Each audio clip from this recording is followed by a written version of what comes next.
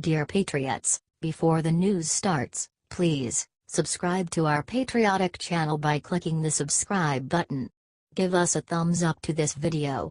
Don't forget to leave your opinion below in the comments section. Share the news on Facebook and Twitter so you friends see it. Thank you. Obama straight up calls President Trump a Nazi and CNN celebrates. While other former presidents have resigned and stayed out of politics after their terms were over, Obama is going out of his way to insult President Trump. In a speech about Donald Trump, Obama began referencing how society fell apart in 1930s Germany. "You have to tend to this garden of democracy, otherwise, things can fall apart fairly quickly. And we've seen societies where that happens," said Obama. And then 60 million people died. An entire world was plunged into chaos. "So you've got to pay attention and vote," said Obama. In an interview with CNN's Jake Tapper, former White House chief strategist David Axelrod defended Obama's comments. "David, let me start with you. In the past few weeks President Obama, I think it is fair to say, has been increasingly vocal in his criticisms of President Trump, not just about policy, but also about the tone and tenure. Recently he invoked Nazi Germany in reference to the current political climate. Does President Obama see a danger in the Trump presidency?" asked Tapper. What you see now is a president who delivers hammer blows again and again to fundamental institutions of our democracy and adds to cynicism about our democratic institutions. And I think that's what President Obama was speaking to. And President Bush has spoken to it as well. Policies change, views are different, that's part of the system. But our institutions have to be sustained. And that is something that this president doesn't always appreciate, responded Axelrod.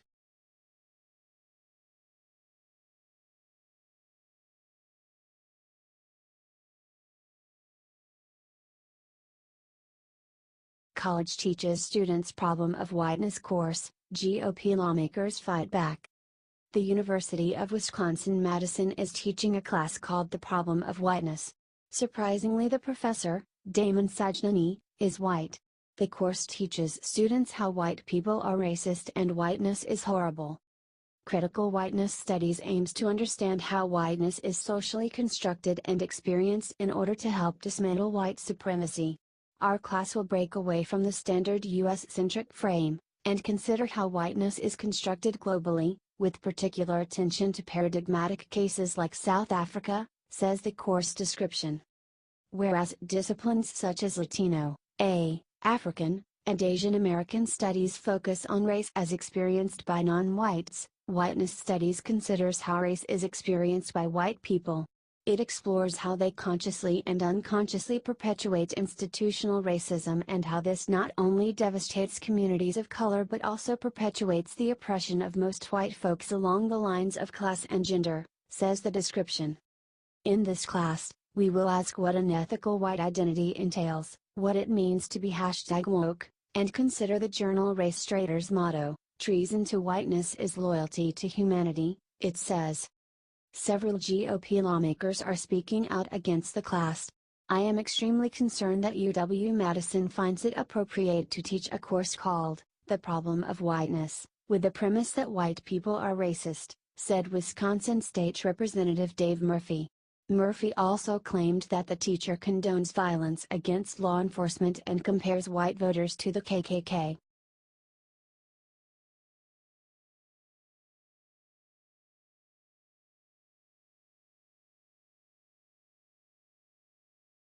CNN accuses Trump of politicizing the Mueller investigation. Many people can see that the Mueller investigation is nothing but a crybaby liberal attempt to delegitimize the election of Donald Trump. The investigation was a political, partisan attack against the president from the beginning. But according to CNN senior legal analyst Jeffrey Toobin, President Trump made the case political when he pointed out that the FBI is politically biased. "I actually think the president has been more effective than we're giving him credit for here. If you look at the polls, for better or worse, Republicans now have a much more negative view of Robert Mueller than they did when he was appointed," said Toobin. "You know, the president has succeeded in politicizing this investigation, And that means that Mueller is seen, at least by more people than previously, as someone who is sort of part of the political maelstrom in which we live instead of an independent actor, said Toobin.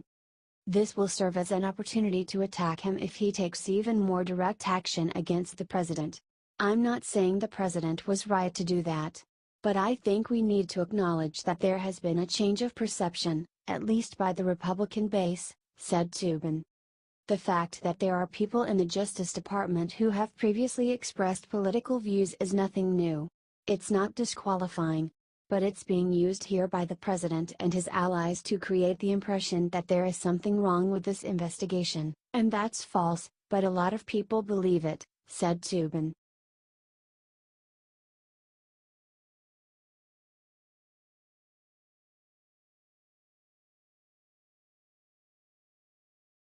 Al Sharpton calls Trump a symbol of northern bigotry, then he got hit with truth about himself.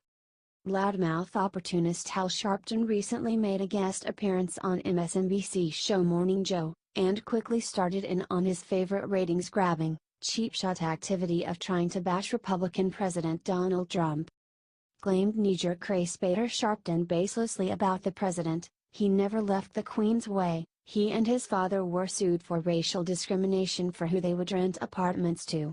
So when you read in the New York Times, him being quoted by two sources saying all Haitians have AIDS, Nigerians won't go home to their huts if we let them in the country, it speaks of a man that we in New York knew at various times.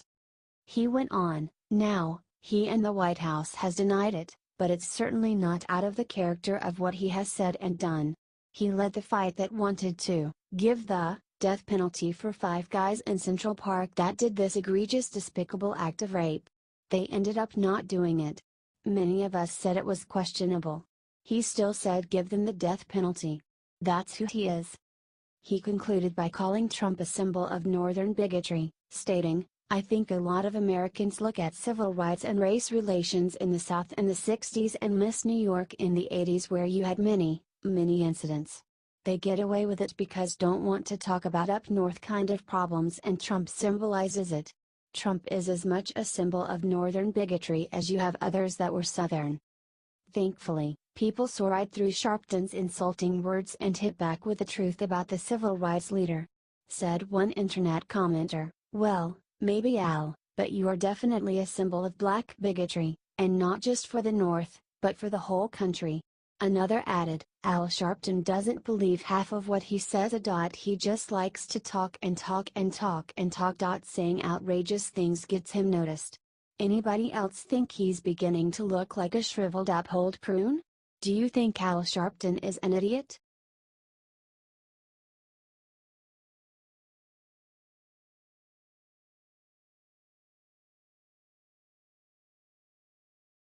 I wish I could tour without getting shot. Kathy Griffin blames Trump for putting her life in danger. Shlaki Shako Meja Kathy Griffin got in trouble with the Secret Service earlier this year when she staged a photo shoot of herself holding a severed, bloody dummy head of Republican President Donald Trump and then published the photos on social media. Griffin's career suffered as a result of this disgusting provocation.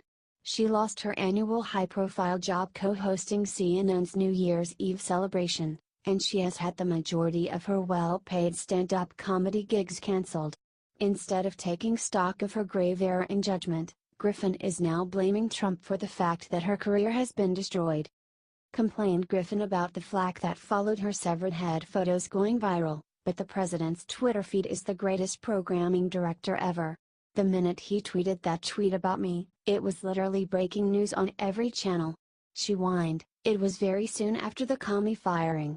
He, Trump, absolutely used me as a tool to distract from his bad news of the day. After that, I had to go offline because of the death threats. He didn't use my handle in his tweet, so he didn't have my followers coming after him. Kathy then claimed that her obvious publicity stunt would not have been a news story if not for Donald Trump. She said, I think it would have been gone in a week without his tweet. Trump knows what would be perceived as something hysterical and he loves hysteria. There are millions of people who think I'm a member of ISIS to this day.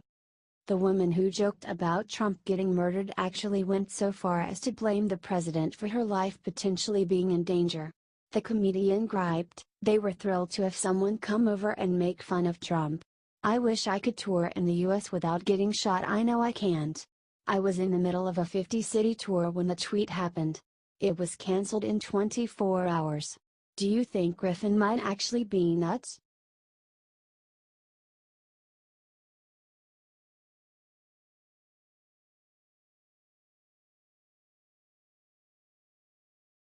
Whitlock calls ungrateful basketball father LaVar Ball a black stereotype in brutal speech. President Trump saved 3 basketball players from being sent to prison in China. However, the father LaVar Ball refused to be even remotely grateful. Since then CNN has had him on, and he is getting famous for hating the president. Recently his son, Los Angeles Lakers rookie Lonzo Ball, gave LaVar $400,000, which he immediately spent on a $400,000 Rolls-Royce. Fox Sports 1's Speak for Yourself co-host Jason Whitlock went after Ball and explained why he is a stereotype. LaVar Ball was supposed to be this disruptor. He's taking on the NCAA, he's taking on the NBA, he's taking on Nike and Under Armour and Adidas. He's going to reconfigure the way everything's done, explained Whitlock. LaVar Ball is the perfect black father, he's involved with his kids, blah, blah, blah, blah blah. LaVar Ball is a stereotype, bottom line. That's all that is. That's a stereotype. Get some money, blow it on a Rolls Royce, a Lamborghini, a Ferrari, a $5.2 million mansion in Chino Hills. He's a stereotype, said Whitlock. Doug Gottlieb agreed as well. "I think they're more likely to go broke than anything else," Gottlieb stated. "I think instead of being a great rags to riches tale, it's rags to riches, back to rags tale. That is the most likely conclusion," said Gottlieb.